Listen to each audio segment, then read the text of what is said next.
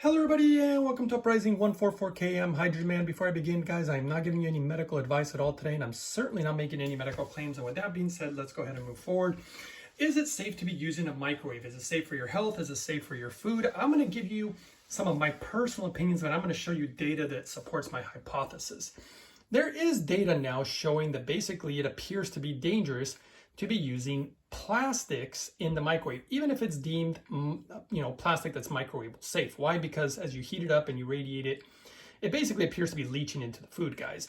This is a really bad idea because there's tons of chemicals, and when you heat them up, think about like when you burn plastic, how it turns, it's basically into a carcinogen. It's again, really bad idea. And some people may say, well, then I'll just use a plate or I'll use something that doesn't have plastic so that it's safe. Let me show you something that in my personal opinion is going to just be extremely important. First of all, research associates consumption of highly processed food. So we're talking hamburgers, ready to eat convenient meals, a lot of meals that people basically eat, French fries, ice cream, soda, canned foods, with higher levels of certain types of microplastics in the body. Now that's just processed food.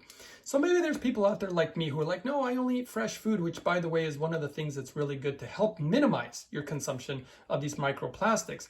However, even then, plastic pollution is even affecting fruits and vegetables as they grow. So you can find them even in those type of foods, but don't think that just because you can find them in fruits and vegetables that you should not eat fruits and vegetables. You are going to most likely minimize your consumption of these microplastics.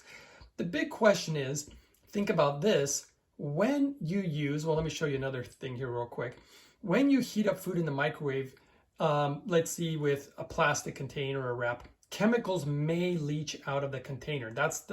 And by the way, I found data that's basically supporting this, and into your food, increasing your risk of not just cancer, guys. Yes, cancer, but these plastics or microplastics also affect, well, they affect a lot of things, but the big one for me is your hormones. This is going to affect the way that you feel.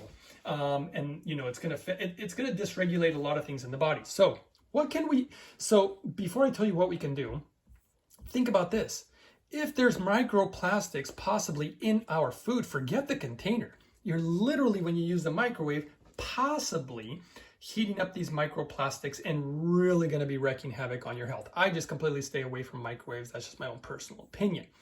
Now, what can we actually do to try to, I guess you could say, detox the body from these type of microplastics? What ultimately can we do? Well, I'll show you a list here, but I'll show you some of my personal opinions. One, filter your water, because in my opinion, you're gonna have a lot of microplastics in your water. However, in my personal opinion, again, no water filter is the same. The only water filter that I've ever seen eliminate all microplastics, but on top of it, all like the PFAS and forever chemicals, but also all viruses, as far as I can see, bacteria, parasites, and all sorts of other chemicals and garbage that's in our water, including fluoride, is basically carbon distillation. Nothing compares. No carbon filter, no reverse osmosis filter, none of them will compare to carbon distillation.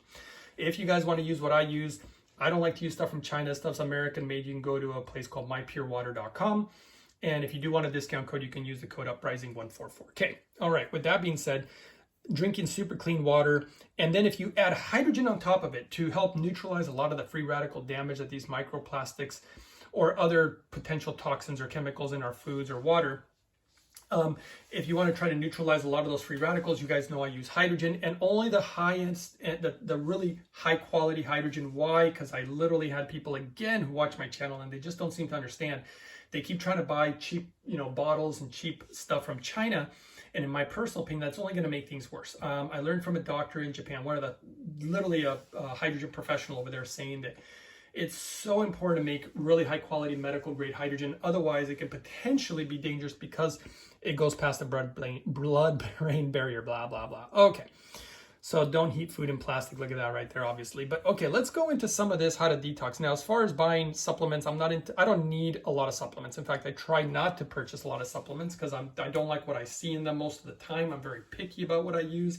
And I only recommend what I personally use, so you guys already know that. Okay, first one, eat fresh and organic. That's the biggest thing I try to do. So that hopefully has less chemicals on it, less microplastics. That's how you're gonna minimize your consumption. This is a huge one. I've been telling you guys forever. Increase fiber intake, embracing a diet rich in fiber, which basically means a lot of fruits and vegetables and nuts and seeds and beans, Why, guys? Well, you have seen the smoothie videos that I make, and there's a reason why, because it helps to aid in the removal of toxins, including plastic and related chemicals. Isn't that amazing? But fiber also does a ton of stuff. It appears to help with the absorption of minerals and nutrients. It appears to help with regulating blood glucose. On and on it goes, but it supports your body's natural detoxification process. And so does hydrogen. Now, hydrogen appears to do that also, but fiber does it in an also different way. I rather use both ways, guys. I think we need all the help we can get as far as getting the stuff out of our body on the regular. And it says fiber works like a natural broom. And that's exactly, I completely agree, sweeping away unwanted pollutants. This is another thing that I noticed both about fiber and hydrogen. It really helps have really good bowel movements, help the GI, anti-inflammatory, and then it can help with the free radicals, and fiber keeps things moving and sweeping everything out of the system. I just think that's a really good tip.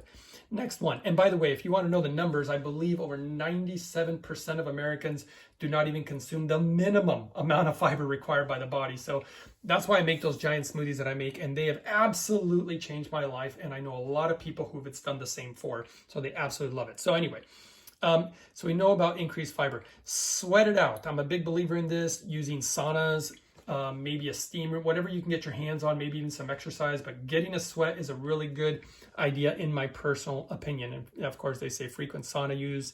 Anyway, I love using my saunas, and I haven't for a while because, well, I won't go into why I haven't, but I'm going to start up again, definitely, because I used to do it basically every single day. Practice deep breathing. Believe it or not, that's actually something that appears that could help too. I personally would like deep breathing with the hydrogen. That's actually how I like to do it. Obviously, the device I like to use, I only use the best. You guys know that, and that's from holyhydrogen.com. If you want a discount code on that too, you can use uprising144K.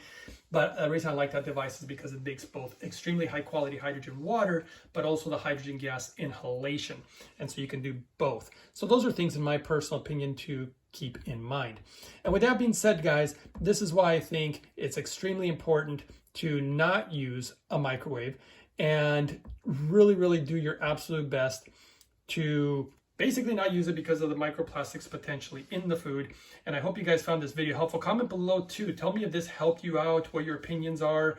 You know, I hope that this information helped everybody, because I've always been against microwaves, but I never really thought about the microplastics in the food. And now that, to me, that's like literally something that's a ticking time, as they say, potentially something that could be dangerous, and probably in the future there'll be more talks about it. But right now I have not heard one person talk about the potential dangers of using microwaves because of the potential microplastics in the foods.